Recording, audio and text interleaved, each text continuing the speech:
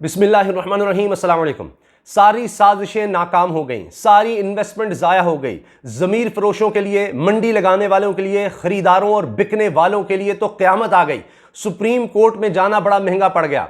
Supreme court की तरफ से जो कुछ कहा गया है उसके बाद तो अब फारिग हो गया ये सारा कुछ जो खेल खेला जा रहा था, इस साजिश का, अदम इत्मीद का, जो कुछ भी था, जो जिसके बारे में इमरान खान साहब कहते हैं जी बैरून मुल्क से बहुत ज़्यादा ये खेल खेलने में ताउन मिल रहा था। अब सुप्रीम कोर्ट ने कह दिया है कि जमात का होता है जी वोट, जमात की मलकियत होता है। जब एक शख्स किसी जमात में दाखिल हो जाता है, उसका मेंबर बन जाता है, तो उसके बाद उसके इनफरादी वोट की हैसियत ख़त्म।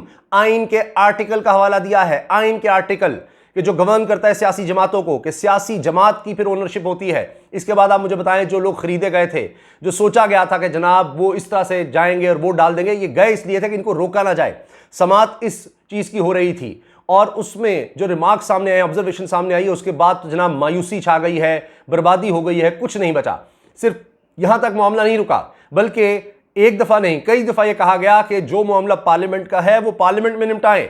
यानी स्पीकर के हवाले से बात की गई जी, इन्होंने इजलास 25 मार्च को क्यों बुलाया, 21 को नहीं बुलाया, 25 मार्च को बुलाया। उस पर भी कहा गया कि वो आप स्पीकर के सामने जाकर मामला उठाएं। यानी इसका मतलब यह है कि अदालत भी मान रही है कि स्पीकर के इख्तियारात आईनी और कानूनी हैं। स्पीकर जो चाहेगा वहां करेगा और उस पर सवाल नहीं उठाया जा सकता। यह बात भी क्लियर होती नजर आ रही है। अब आप देखें कि एक तरह से हुकूमत को मुसलसल अब जीत मिल रही है, क्योंकि जो रेफरेंस भेजा गया था हुकूमत की तरफ से सुप्रीम कोर्ट को, उस पर भी 5 रुकनी लार्जर बेंच बना दिया गया है। 24 मार्च को अब सब जमातों को बुला लिया गया है, उनके वकील पेश हो सकते हैं कि जनाब जो लोग मुनहरिफ हो रहे हैं, जिनको ये मान रहे हैं कि लोटे हैं, दगाबाज हैं, धोखेबाज, गद्दार, बागी, झूठे, ज़मीर फरोश, जिन्होंने मंडी लगाई, जिन्होंने अपने वोटर्स का जो हक था, उनका ट्रस्ट था, उसको बेचा, अमानत में ख़यानत की, तो अब उनके साथ सलूक क्या होना चाहिए। अब यह तो बात है क्योंकि आइन में लिखा है कि जनाब वो नाहली होगी। अब सवाल हुकूमत ने सुप्रीम कोर्ट से पूछ लिया है कि नाहली किस तरह से होगी, क्या उनको एक जुर्म करने दिया जाए, उसकी इजाज़त होगी, या उनका वोट काउंट नहीं होगा, और उसके बाद नाअहली जो है वो किस तरह से होगी, क्या ताहयात होगी। ये सवाल भी अब सुप्रीम कोर्ट से पूछे जा रहे हैं और सुप्रीम कोर्ट ने अब इस पर भी कार्रवाई का आगाज़ कर दिया है। और आप देखिए कि जो मुनहरिफ अरकान की लिस्ट आ रही थी उसमें गुलाम बीबी भरमाना साहिबा भी थी, उनकी मुलाकात हो गई है वज़ीर आज़म पाकिस्तान से, MNA हैं, और उसके बाद उन्होंने बात की है, उन्की वीडियो सामने आई है जिसमें कह रही है कि इमरान खान साहब को तो मैंने आज तक घबराए हुए नहीं देखा। और जब सवाल हुआ कि जी घबराए हुए थे, परेशान हो, बिल्कुल भी नहीं, इमरान खान साहब तो कभी नहीं घबराए। उन्होंने कहा आप कोई नाराज़ हैं, कहीं जा रही हैं, तो वो मुस्कुराकर कहती हैं कि ये रिश्ते कोई नाराज़ होने वाले होते हैं, सवाल ही नहीं पैदा होता, और इस तरह की बात कर रही हैं। तो आप देख रहे हैं जो नाराज़ अरकान की लिस्ट थी, जो अपोजिशन के पास थी, वो आहिस्ता आहिस्ता कम होती चली जा रही है। वो 30 की वो यानी पेशगोई थी या 30 की लिस्ट थी, वो कम होती चली जा रही है। हत्ता कि जहांगीर तरीन ग्रुप के लोग वो भी कह रहे हैं कि जनाब हमजा शहबाज आए थे, उन्होंने कोई वादा नहीं किया हमसे टिकट का, कोई हमारे साथ उन्होंने हामी नहीं भरी, बड़ा मायूस किया हमें। अब जहांगीर तरीन ग्रुप के लोग भी जाकर CM बुज़दार से मिल गए हैं। ओन चौधरी साहब जो मरकजी रहनुमा है जहांगीर तरीन ग्रुप के, वो कह रहे हैं जी CM से शिकायत की कोई बात नहीं हुई उसको निकालने की, और फिर ये भी कि वो उसी CM से जाकर मिल रहे हैं, उसी उस्मान बुज़दार से मिल रहे हैं। तो चीज़ें बड़ी तेज़ी से बदल रही हैं, हालात बड़ी तेज़ी से बदल रहे हैं। यानी जैसे जैसे ये टेस्ट मैच आगे बढ़ रहा है तो इमरान खान साहब ज़्यादा बेहतर खेलना शुरू हो गए हैं, ज़्यादा बेहतर। यानी लगता है कभी जो बयानात आते हैं कि वो कमाल हो गया, सुप्रीम कोर्ट बार की दरखास्त आ गई है, सुप्रीम कोर्ट बार साथ आ गई जनाब सारी अपोजिशन के, इनके सारे रहनुमा वहाँ पहुँच गए, बिलावल भुट्टो, शहबाज शरीफ, मौलाना फजलुर रहमान। फिर उन्होंने कहा जी हम दबाव डालने तो आए नहीं, हम थोड़ी आए हैं, हम थोड़ी आए हैं, ये नहीं, हम तो पार्लियामेंट के लोग हैं, वहाँ मामलात को देखेंगे। लेकिन जो कुछ सुप्रीम कोर्ट में हुआ उसके बाद तो अब लग रहा है कि सारी ख्वाहिशें, सब कुछ ही मलिया मेट हो गया है। अब अगर ये जो पैसे दिए गए हैं, जो कहीं 16 करोड़ ऑफर थी, अब कहा जाता है 20 करोड़, कहीं ज़्यादा है, क्या वो वापस लिए जाएंगे, मामला क्या होगा। या शेख रशीद साहब वाली बात, क्यों आंख मार कर कह रहे थे कि मैं तो कहता हूँ पैसे ले लो इनसे,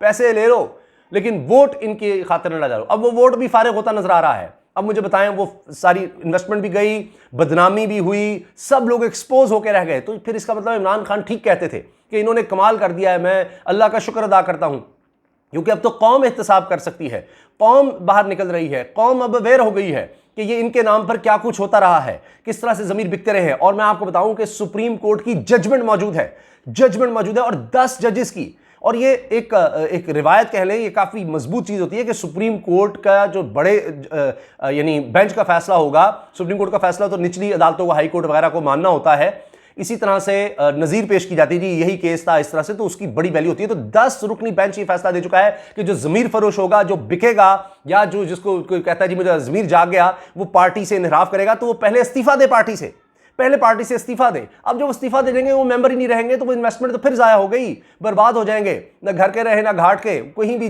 जानने जोगे नहीं रहे। अब आप देखें आर्टिकल 95 के तहत वोट सियासी जमात का होता है, ये अब हेडलाइन है, सबसे मेन चीज ये है। आर्टिकल 95 के तहत, ये सुप्रीम कोर्ट कह रही है, वोट सियासी जमात का होता है, इनफरादी वोट की हैसियत नहीं, इनफरादी वोट की कोई हैसियत नहीं है। जो लोटे खरीदे गए हैं ये घूम गए, फारिग हो गए, ये घूमते ही रहेंगे। अब ये हुआ ये था कि सियासी जमातों के मुमकिन तसादुम के खिलाफ सुप्रीम कोर्ट बार एसोसिएशन की दरखास्त हुई थी, और दरखास्त गई तो उस पर समाअत अदालत उज़्मा ने की है। इसमें आर्टिकल 95 के तहत वोट का हक सियासी जमात का होता है, ये सुप्रीम कोर्ट ने बता दिया है, जिसके तहत रुकन के इनफरादी वोट की हैसियत नहीं है। सियासी जमात में शमूलियत के बाद इज्तिमाई हक तस्वुर किया जाता है। अब इज्तिमाई हक है, अब वो एक खानदान का हिस्सा है, उसको उस खानदान के साथ चलना है। अब ये नहीं हो सकता कि वो बिकता रहे। वज़ीर-ए-आज़म के खिलाफ तहरीक अदम इत्मीनाद पर वोटिंग के रोज़ सियासी जमातों के मुमकिन तसादुम के खिलाफ दरखास्त थी। समात में चीफ जस्टिस उमर बदियाल की सरबराही में जस्टिस मुनीब अख्तर पर मुश्तमिल ये 2 रुकनी बेंच था जिसने समात की है, और इसमें यह था जी तसादुम होगा। अब वो भी लग रहा है कि सुप्रीम कोर्ट कह रही है कि बस कोई तसादुम नहीं होना चाहिए, अमन अमान की सूरत खराब नहीं होनी चाहिए, किसी को रोका नहीं जा सका यहाँ पर जलसा करने से। तो वो जो 27 मार्च का जलसा था तहरीक इंसाफ का, जिससे सारे मुखालिफिन खौफजदा थे, डरे हुए थे कि जनाब ये तो पूरी दुनिया में देखा जाएगा इमरान खान की मकबूलियत बढ़ती चली जा रही है, हम क्या करेंगे, तो वो उसको रुकवाना चाहते थे, मैदान से ही भागना चाहते थे। वो भी लगता है फारिग हो रहा है काम। अच्छा, अब इसके बाद जनाब समात के सिलसिले में सियासी जमातों के अहम रहनुमा भी अदालत पहुंचे, जिनमें मुस्लिम लीग नून के शहबाज शरीफ, पीपल्स पार्टी के चेयरमैन बिलावल भुट्टो जरदारी, जमीयत उलमा इस्लाम के फजलुर रहमान, बलूचिस्तान नेशनल अवामी पार्टी के BNP के अख्तर मेंगल थे। अच्छा, समात में यह हुआ कि मंसूर अवान ने कहा, ये जो वकील थे सुप्रीम कोर्ट बार एसोसिएशन के, कि जी गुज़िश्ता हुक्म में कहा था कि सिंध हाउस में हमले के अलावा कोई वाक़या नहीं हुआ।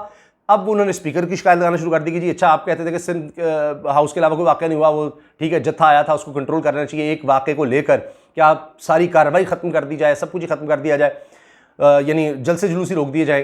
तो अब उन्होंने कहा नहीं जी, स्पीकर कौमी असम्बली ने 25 मार्च को इजलास तलब करने का कहा है। आइन की दफ़ा 95 के तहत 14 रोज़ में असम्बली का इजलास बुलाना लाजिम है, ये सुप्रीम कोर्ट बार एसोसिएशन के वकील ने कहा।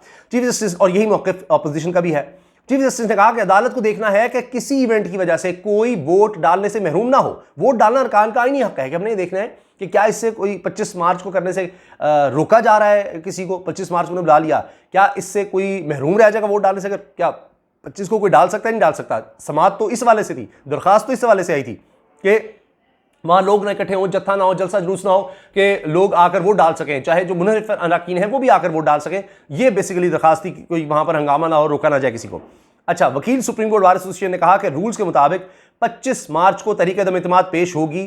तहरीक अदम इत्मीनाद पर फैसले तक इजलास गैर मुअय्यना मुद्दत तक मुलतवी नहीं हो सकता। यही अपोजिशन को डर है, तो कह रहे हैं ये 25 के बाद गैर मुअय्यना मुद्दत तक मुलतवी नहीं हो सकता क्योंकि हुकूमत शायद ये चाल चलेगी।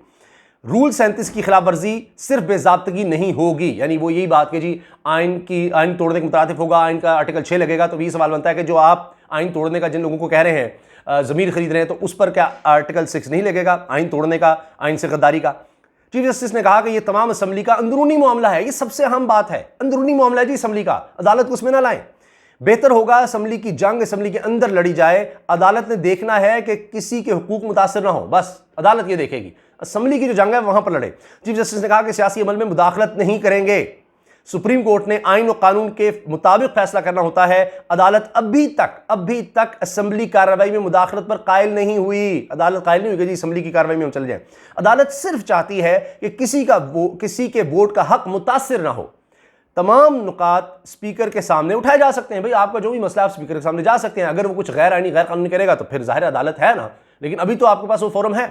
दरियासना इसी दौरान में पीपल्स पार्टी के फारूक एच नाइक ने असेंबली इजलास तलब करने का नोटिस अदालत में पेश किया और कहा कि स्पीकर ने आइन की खिलाफ वर्जी करके आइन शिकनी की है, आइन तोड़ दिया जी स्पीकर ने 25 को इजलास बुलाकर। अटॉर्नी जनरल ने कहा कि जिन पर आइन का आर्टिकल 6 लगा है पहले इन पर अमल करवा ले। अब एक और आर्टिकल लगाने आ गए हैं तो अच्छा, फिर जो सबसे अहम स्टेटमेंट जिसका मैंने शुरू में जिक्र किया, वोट का हक सियासी जमात का होता है, इनफरादी वोट की हैसियत नहीं। इनफरादी वोट की हैसियत नहीं। लोटों की, जमीर फरोशों की, 2 नंबरों की, मंडी लगाने वालों की, खरीदने बेचने वालों की, उनके वोट की हैसियत फारिग, zero. Tie tie fish, good bye tie tie, तो बाय बाय। जस्टिस मुनीब साहब ने क्या कहा जी? जस्टिस मुनीब अख्तर ने कहा कि आर्टिकल 17 सियासी जमातें बनाने के हवाले से है। आर्टिकल 17 सियासी जमातें के बनाने के हवाले से, इस आर्टिकल तहत हुकूक सियासी जमात के होते हैं। आर्टिकल है आइन का, सुप्रीम कोर्ट का मुअज़्ज़िज़ जज कह रहा है कि जी ये जमात का हक होता है, उसके तहत, इस आर्टिकल तहत जो हक है हुकूक सियासी जमात के होते हैं। आर्टिकल 95 के तहत, आर्टिकल 95 के तहत वोट का हक सियासी जमात का होता है, जिसके तहत रुकन के इनफरादी वोट की हैसियत नहीं। नवाज शरीफ और बेनजीर भुट्टो केस में अदालत ऐसी ऑब्जर्वेशन दे चुकी है। ये देखिए, जो लोग गए हैं उन्हीं के केसेस, उन्हीं के बड़ों के केसेस, नवाज शरीफ और बेनजीर भुट्टो, इनके केसेस का हवाला दिया है। अदालत ऐसी ऑब्जर्वेशन दे चुकी है। सियासी जमात में शमूलियत के बाद इज्तिमाई हक तसव्वुर किया जाता है। इज्तिमाई हक है, इनफरादी कोई नहीं। चीफ जस्टिस ने कहा कि बार चाहती है कि अरकान जिसको चाहे वोट डाले। बार यही चाहती है, जो दरखास्त आई है। बार अगर ज्यादा तफसीलात में गई तो जस्टिस मुनीब अख्तर की ऑब्जर्वेशन रुकावट बनेगी। सवाल यही है कि जाती चॉइस पार्टी मौक़िफ़ से मुख्तलिफ हो सकती है या नहीं, यह सवाल है। वकील सुप्रीम कोर्ट बार एसोसिएशन ने कहा कि तमाम अरकान असम्बली को आज़ादाना तौर पर वोट डालने का हक होता है। जस्टिस मुनीब अख्तर ने कहा कि आइन की किस शिक के तहत, ये बताएं ना, सबको हक है, तो आइन की किस शिक के तहत रुकन असम्बली आज़ादी से वोट डाल सकता है, ये बताएं जरा। उन्होंने साफ पूछ लिया, बता दें, आर्टिकल बता दें, आइन का बता दें। वकील बार एसोसिएशन ने कहा कि आर्टिकल 91 के तहत अरकान स्पीकर और दीगर ओहदेदारों का इंतखाब करते हैं। ये उन्होंने आर्टिकल पेश किया। इस पर जस्टिस मुनीब अख्तर ने इस्तफसार किया, पूछा कि बार का केस आइन की किस शिक के तहत है, आपका जो केस है वो आइन की किस शिक के तहत है, ये तो बता दें। जिस पर वकील ने आर्टिकल 66 का हवाला दिया। जस्टिस मुनीब अख्तर ने कहा कि आर्टिकल 66 के तहत वोट का हक कैसे मिल गया? आर्टिकल 66 के तहत तो पार्लिमानी कार्रवाई को तहफ़्फ़ुज़ मिलता है। आर्टिकल 63 के तहत तो रुकन के वोट का केस अदालत आ सकता है। 66 में ऐसी कहां बात है कि जी वोट का हक, और ये तो वो कोई बात ही उस तरह की नहीं है। अच्छा, चीफ जस्टिस सुमित्रा बंदयाल ने से रिमार्क्स दिए कि वोट का हक किसी रुकन का एब्सोल्यूट यानी कतई नहीं होता, जो चाहे वो करे, वो कोई ना वोट का हक उसका वो फिरौन बन जाए। आप तो बार के वकील हैं, आपका इस अमल से क्या ताल्लुक? बार का क्या मसला है जी? इससे जो कुछ पार्लियामेंट में है अदम इत्मीनाद का, उससे बार का क्या ताल्लुक है? बार एसोसिएशन अवामी हुकूक की बात करे, अवाम की बात करें आप, अवामी हुकूक की। वकील बार ने कहा कि तहरीक अदम इत्मीनाद भी अवामी अहमियत का मामला है। चीफ जस्टिस ने दरियाफ्त किया कि तहरीक अदम इत्मीनाद से बार एसोसिएशन को क्या मसला है। जस्टिस मुनीब अख्तर ने इस्तफसार किया कि तहरीक अदम इत्मीनाद पर वोटिंग नहीं होनी चाहिए। आप ये कह रहे हैं तहरीक अदम इत्मीनाद वोटिंग ना हो? सवाल किया। चीफ जस्टिस ने कहा कि बार पूछ रही है सिंध हाउस में, अच्छा सॉरी, चीफ जस्टिस ने कहा कि बार बार पूछ रहे हैं, हम बार बार पूछ रहे हैं सिंध हाउस में क्या हुआ, सिंध हाउस में क्या हुआ। अदालत ने सिर्फ आइन पर अमल करवाना है। सुप्रीम कोर्ट बार के वकील तैयारी से नहीं आए। ओहो, ये तो चीफ जस्टिस ने कह दिया जी, सुप्रीम कोर्ट बार के वकील ही तैयारी से नहीं आए। बार को सिंध हाउस पर बात करते हुए खौफ क्यों आ रहा है? सिंध हाउस में जो कुछ हुआ उसमें डरने की क्या बात है, खौफ की क्या बात है? बताएं ना, बाकी लीडर्स भी थे, बताएं सिंध हाउस में क्या होता रहा है, वहां तो सारे शामिल थे। चीफ जस्टिस ने मजीद कहा कि बार को एतमाद के हवाले से क्या तहफ़्फ़ुज़ात हैं, अदम इत्मीनाद के हवाले से आपके तहफ़्फ़ुज़ात क्या हैं।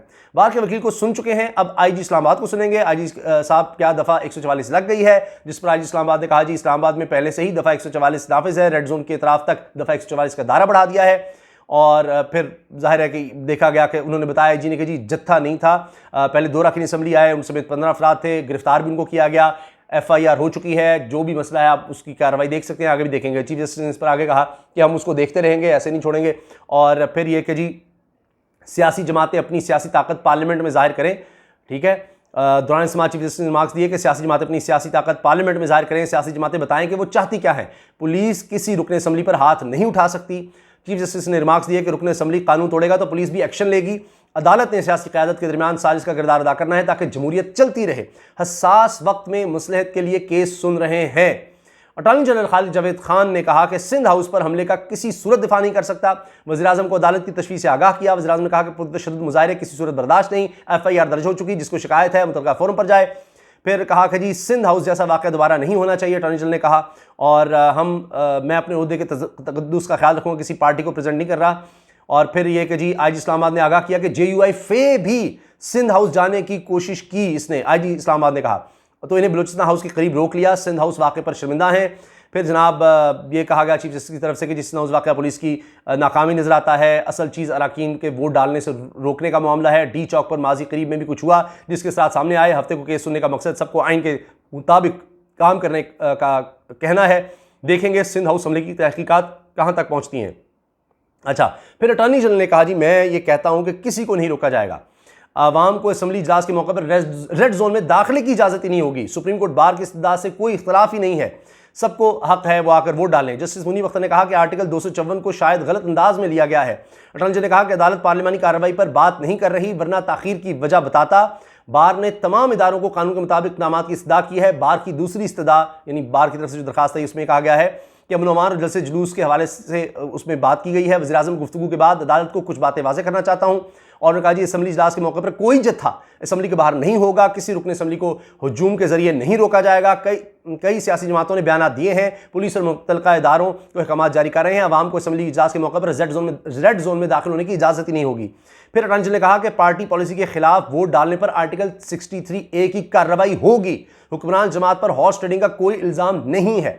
इन्होंने कहा कि बतौर अटॉर्नी जनरल किसी अपोजिशन जमात पर भी इल्ज़ाम नहीं लगाऊंगा। बेनज़ीर भुट्टो ने अदम इत्मीनाद पर अरकान को ज़बरदस्ती लाने का हुक्म दिया था। अटॉर्नी जनरल का कहना था कि बेनज़ीर भुट्टो के वोटर्स को छांगा मांगा जैसी जगह पर रखा गया था और बेनज़ीर ने कहा था जी इन लोगों को लेकर आओ, जो हमारे लोग हैं इनको ज़बरदस्ती लेकर आओ। ये भी उन्होंने बताया, ये बेनज़ीर साहब का हुक्म था, साहिबा का हुक्म था। और फिर ये कि जी उन्होंने कहा जी छांगा मांगा की बात जो है ना बेनज़ीर ने की थी कि जी हमारे वोटर्स को रखा गया नून लीग की तरफ से, नवाज शरीफ की तरफ से।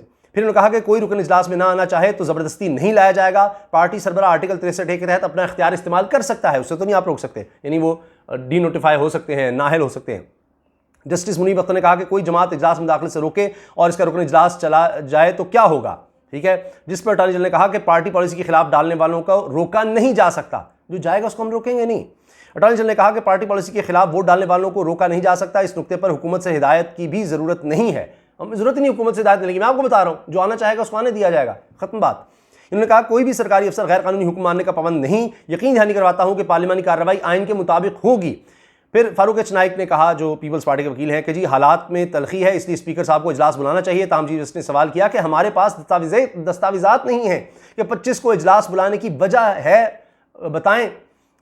तो चीफ जस्टिस ने कहा कि हमें इन वजूहात को देखने का जवाज़ नहीं है। एडवाइजरी इख्तियार में सदारती रेफरेंस आया है, ये महज कानूनी मसला नहीं बल्कि ये सियासी मसला भी है, इसमें अना नहीं होनी चाहिए, यानी वो इस मामले में आ नहीं रहे। चीफ जस्टिस उमर ताबिद ने कहा कि इस अमल को खुश उसलूबी से मुकम्मल करना है। अगर आप लोगों को खदशात हैं कि तसादुम हो सकता है तो हमें 24 तारीख को मवाद लाकर दिखा दें, कोई सबूत लाकर दिखा दें कि जी तसादुम हो सकता है, 24 को हम बुला रहे हैं। इन्होंने कहा कि जहाँ इलेक्शन होता है वहाँ हम रुक जाते हैं, हमें वाद दिखा दें। अगर तमाम सियासी जमातें मुत्तफक हुई तो कोड ऑफ कंडक्ट बना लेंगे। ये जनाब सारा मामला है और भी तफसील, लेकिन अहम तरीन चीज़ें मैंने आपको बता दी हैं। आपकी इस बारे में क्या राय है कि क्या हो गया है मुत्तहिदा अपोजिशन के साथ, और सुप्रीम कोर्ट की आगे की जो समाअत है उस हवाले से भी आपको अपडेट रखेंगे। इजाज़त दीजिए, अल्लाह हाफ़िज़।